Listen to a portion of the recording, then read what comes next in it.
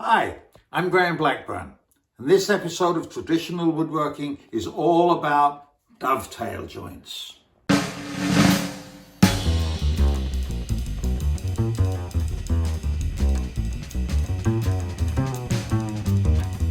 Hi, the dovetail is one of the strongest joints that we use in furniture making and woodworking in general. I'd like to show you a few of the different varieties. Here's a basic dovetail. Goes all the way through. There's two dovetails, and you can think of this as the tenon in a mortise and tenon joint, and this, where it fits in, is the mortise. Now here's another example that's very commonly used for drawers, where you don't want to see the dovetail joint sticking out the front of the drawer. So this is called a lapped dovetail because it only goes part way through. Another common use for dovetails is to make chests and boxes, at which point you often need to have a base. So here is an example of a dovetail that has been rabbited underneath to receive a base. You can imagine that this was the base. So from the outside, it's a through dovetail, it comes all the way through, but you can see there's a slight difference there to accommodate the rabbet that holds the base. Here's yet another kind of dovetail. Some people really care about how wood looks from the top. So here is a dovetail. It's a through dovetail, goes all the way through, but the top is nicely mitered. Here is an example of both kinds together. This would be a typical dovetail for a nice case. It's mitered at the top and the inside is rabbited once again to receive some kind of base. So that also looks a little different at the end. You can see how this is half a pin and this has a little rebate, and we'll talk about all that later. Here is a very famous joint that used to be part of the examination that you had to take if you wanted to be a joiner in the London Joiners Guild. This is called a secret mitered dovetail. And the joke was that new students would be told, oh, you'll never be able to make this. This is very complicated. But its purpose was to hide the joint. So you see the continuation. If it's nice wood, you can see the continuation of the grain all the way around, but you don't see the dovetails. So where are the dovetails? Well, they're hidden inside. And the joke on the students who started to learn this was that providing you get the mitered part perfectly, when the joint is together, you can't see how neatly you've made the joint. From the inside, this is not like totally together, but you can see that there are actually dovetails there. This was actually a bit of a feature of 19th and 18th and 17th century joinery, where it was common only to care about the visible parts of a piece of furniture. They very often didn't finish the bottoms of drawers or the backs of chairs or the insides of boxes. But nowadays, when most people use machine tools, you're kind of forced into having to do that. So it's another advantage of doing things by hand. These are all upright forms of dovetail joints, but there are other shapes, such as end-to-end dovetails. Here's one that we showed in a previous episode of how you join two pieces of wood end to end. And this happens to be a perfect example of the fact that the strongest possible form of any joint is one where you remove the least amount of wood equally from both parts. You can see both of these parts are the same. This is only good if you don't want the wood to come apart this way. If you wanted to have the wood not come apart this way and not come apart that way and not come apart that way, then you make a four-way dovetail joint. And this is something that we'll explore in another episode of dovetail joints. yet another form of dovetail joints is a flat form. This is typical of casework that you might want for drawer construction, drawer supports. And you don't want this piece to come out from here, but you also don't want it to come up. So you'll notice that the end here is much wider, so this piece can't come out here. But you'll also notice, if you look closely, that the bottom of the tail is wider than the top, so it won't come out that way. We'll spend another episode talking about how to do that too. But those are all the different kinds, or some of the different kinds of dovetail joints. The first thing to be clear about are the terms that we use for the joint. They consist of dovetails, because it looks like dovetails, and pins. Now, a lot of people get confused telling the one part from the other, because when the joint is assembled, it's a little hard to tell. But the way to tell is that the pins look like dovetails from two sides. I can turn the wood around and it still has the dovetail shape. Whereas the pins only look like dovetails from one viewpoint, from the end.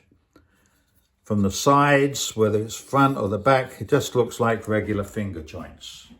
So that's how you define and that's how you tell what the parts are. The third most important thing is how steep should the dovetails be? And this is a mistake that beginners commonly make. They make the angles much too steep.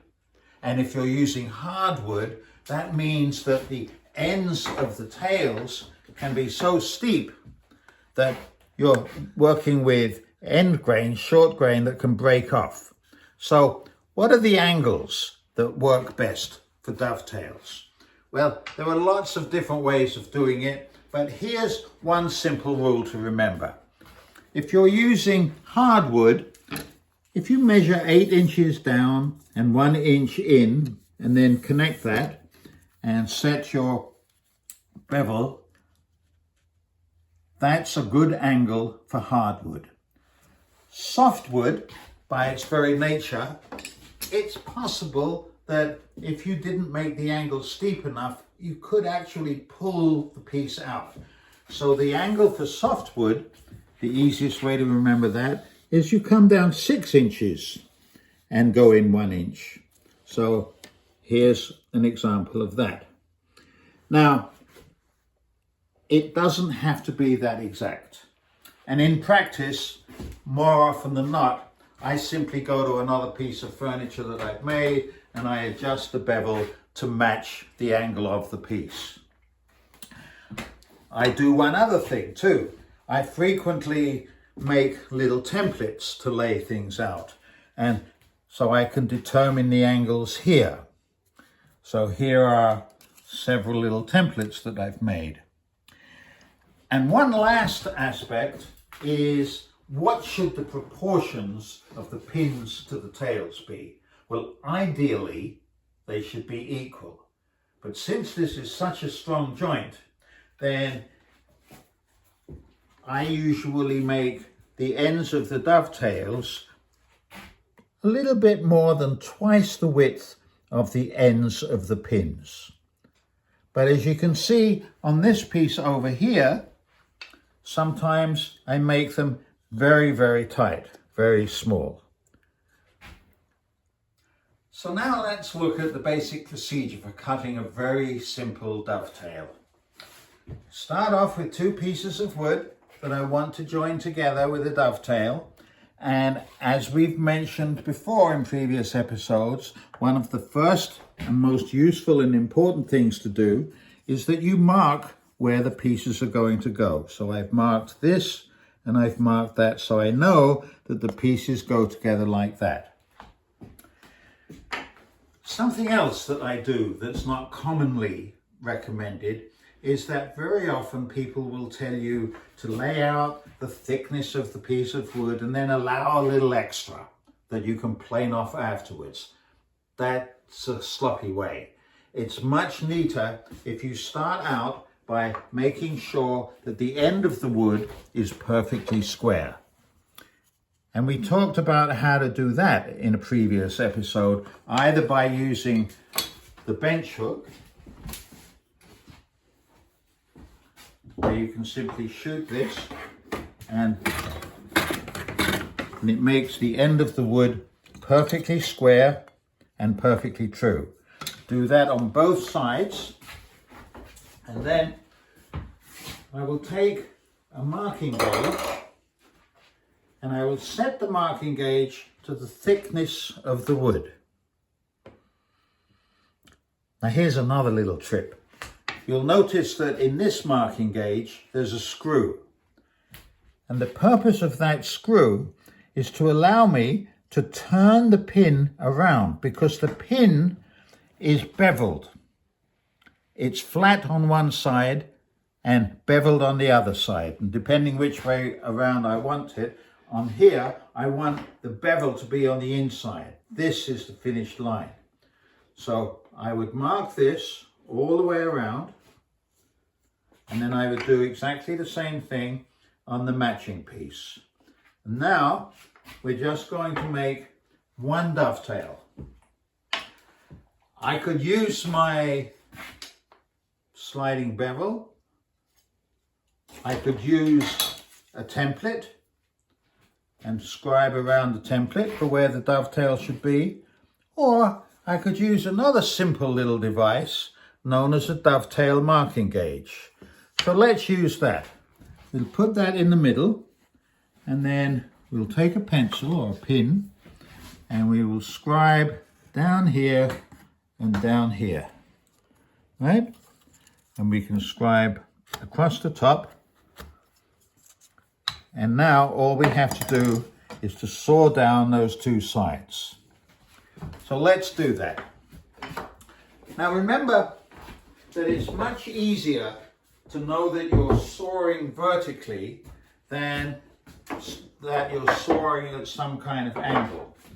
So if I want to saw at this angle, I'll put the wood in the vise so that the saw cut that I'm going to make is perfectly vertical.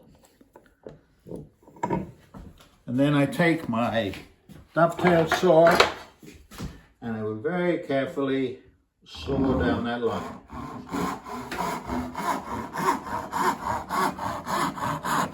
So here's the dovetail cut out.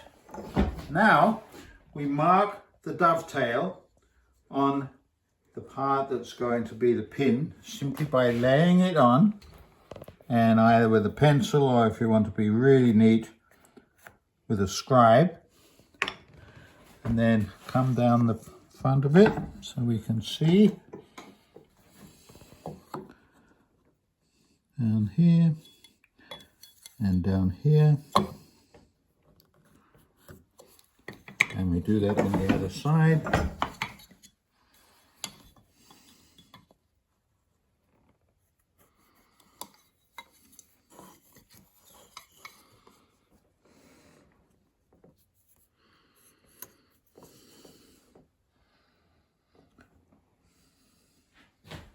We need to do this around here.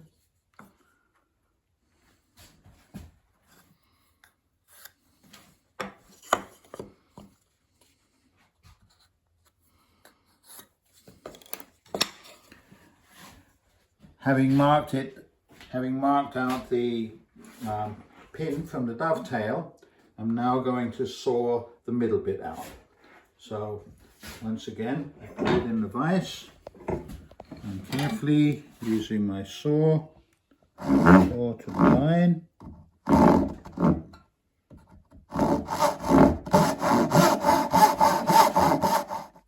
Having sawed the sides of the pin, here's a quick way to remove it. Take a coping saw and saw down to the line.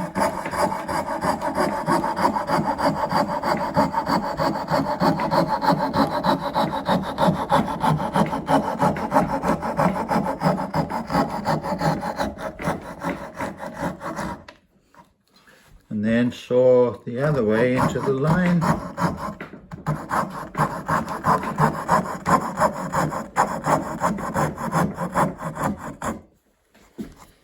And if necessary, we can chisel out the bottom of this. Having sawn out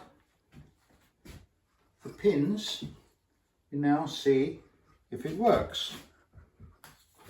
Up, this way around, and there we have a basic, simple through dovetail.